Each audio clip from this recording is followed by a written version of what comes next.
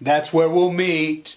To you protesters, you Occupy Wall Street protesters, there's so much right where you're at. Right where you are at that you could take advantage of. So much history in this movement right at your fingertips. You fail to educate yourself. You fail to know. Look, I wrote a poem. The shirtwaist fire is 100 years old. Right at Washington Square. Blocks from where you're at. Blocks. I put up videos. A bunch of us tried to make a movement then. We tried to make a movement on the 100-year anniversary. It was just a few months ago. It's right there in your face. I wrote a poem.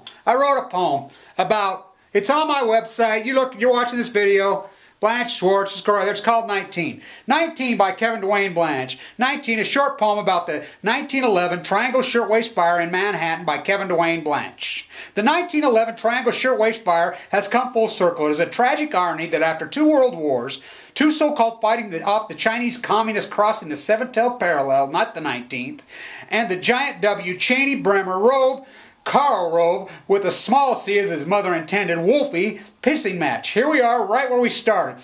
Exploiting the labor forces of America, like the 2 creeps in Manhattan, looking out over Washington Square, staring right down at what would become Jackson Pollock's 8th Street studio, and across from the NYU window, 20 Castro supporters started dreaming up a 20-man takeover. The birthplace of abstract impressionism, de Kooning, Pollock, Gorky.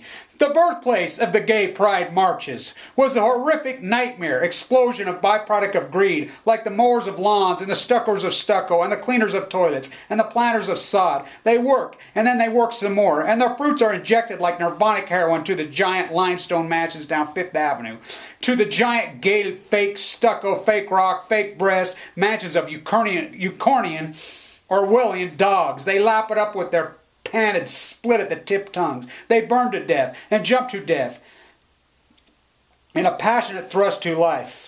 To watch their children live, to watch their grandchildren live, to hope for their children's eyes, to watch their grandchildren live. They were moms and soon to be moms and our future grandmoms. They stood up to the pairs of creep with sticks calling themselves law enforcement when they were of pure evil themselves best friend. The taking of cash to crack a young woman's face. Accepting cash to empower the tiny, tiny Freudian sex organs of the small and all. They walked back to their brownstone, limestone mansions with their heads down. Not guilty. But they still had their walk. The Jewish and Italian and Irish and German and all their first and second generation girls, 16, 15, 17, 23, their boyfriend's last embrace. Popular opinion and Freudian self-awareness, masking and contempt with a greenback as a club. With an ignorant idealism as a funny religion, they die. But unlike the brown exploited of today and the working masses of brown, yellow, of blackish, white, of whitish, brown, of poor, they lived on via other young women. They changed the world. The girls of the Triangle Shirtwaist Fire changed the world for the better. Much, much better. They saved millions of lives with their 165 lives. No more working 12 hours a day, 7 days a week with a locked door and scrapped for money. They gave the winds to the suffrage strong 1919. Freedom within, freedom throughout. It has been 100 years. It is too strong to stop. We have revisited the small ideas of the Fifth Avenue few in the garment districts of China and South Korea and Mexico and Sao Paulo. But we, as the strong American in power, the exploiters, he said no. FDR, Mariner Eccles, my town. They said no, you will not sell your exploited goods in our country. Truman, Eisenhower, Kennedy, all 5 of them, Johnson, Nixon, Ford, and Reagan. H. Bush said no, stop. NAFTA says yes. All 3 of them say yes. They can mow your lawn. They can build your fake mansions. And in that context, it is worse, much worse. At least the Fifth Avenue mansions were of quality. The fake stone, fake paint in drywall calling itself Venetian plaster, fake styrofoam with paint. Stucco? Like Balco. That's stucco?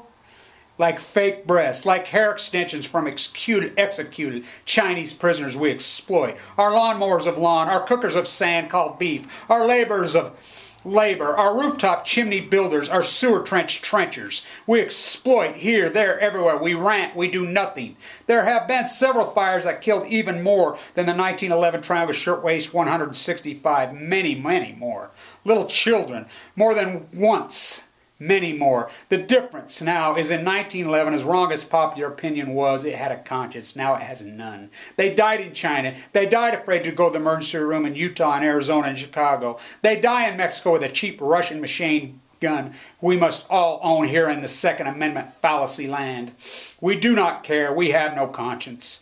The 1911, the girls died, their graveyard sacred hallowed ground that many like me know of, and many like their second or third or fourth or fifth generations. After visit, we know, some of us know, we care, some of us care, we benefited, all of us. The others, the said others, brownish, white, blackish, yellow, whitish, black, working poor like antebellums with no shelter or healthy diet. No one knows, no one cares, no one, except the Orwellian sheepskin fakers, think they benefit from fake breasts and fake stone. They are not Masons, 13. They are fooled, even they. It is a Balco fallacy. It is Mark McGuire using Albert Bell's bat, breaking Ruth, DiMaggio, Williams 406, Maris's 61st, and Aaron's 714 with one 15-year swing of the bat. Let's play two. It is time to remember how we got where we were. The greatest generation to the worst generation. The baby boomer ignorant. Post-ignorant someday, not today. I remember, I never forgot. Their legacy lives. The 165 young Jewish, Italian, European women lives. History and the lovers of history will not let it die. It's called human dignity. Remember that? Kevin Blanch.